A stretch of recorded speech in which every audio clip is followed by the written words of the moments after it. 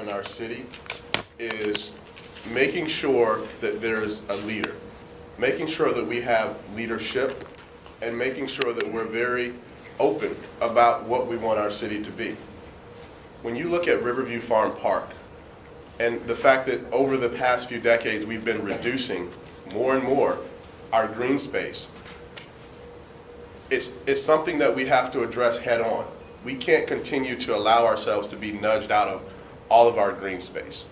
And so with Riverview Farm Park, absolutely I would support that. I believe that this will be a battle for every generation going forward as folks continue to try to take green space and make it into something for monetary purposes. We have to turn the tide on that.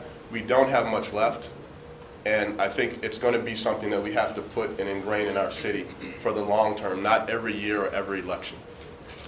Okay, I think I'm going to ask you the other two because it might get confusing otherwise. The second one, will you support removing the, quote, understudy designation in the comprehensive plan? Yes or no? Absolutely. When we start studying, I get nervous because to me it says that we're looking at something where citizens have already decided that they want this to remain green space. So Riverview Farm Park should remain green space. It should have the public access. I grew up in an area where I went to Lincoln Park, a place that I love. I didn't go down the other part of town. I went down the part where I could go and go fishing and crabbing, and that's where I spend my time. And even today, I don't have any children. I have 3 little dogs. We go to Fido Park.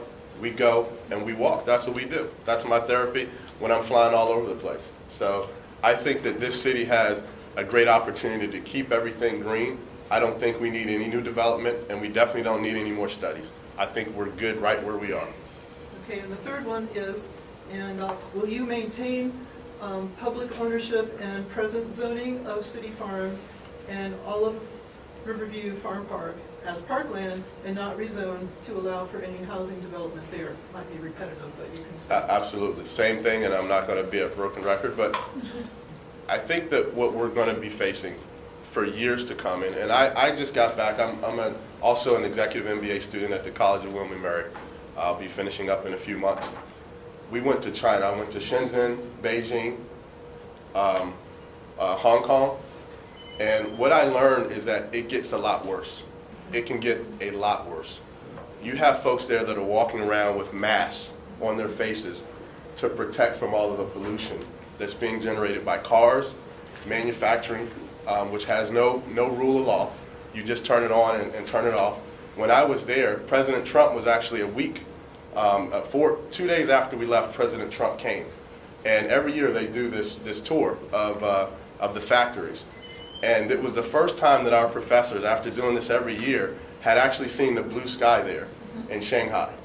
And the reason they saw the blue sky was because they ordered all the manufacturing facilities to turn off the smoke because President Trump was coming.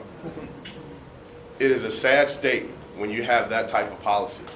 And believe it or not, we have to protect our environment to make sure that does not happen here. And it can be a very real situation for everyone in this room, for all of our families, and for future generations. We have to do better. Thank you, Mr. Reed. Okay, next question. The same 3 questions. Pardon me? Sure we can't applaud? Right, it'll take away from your time.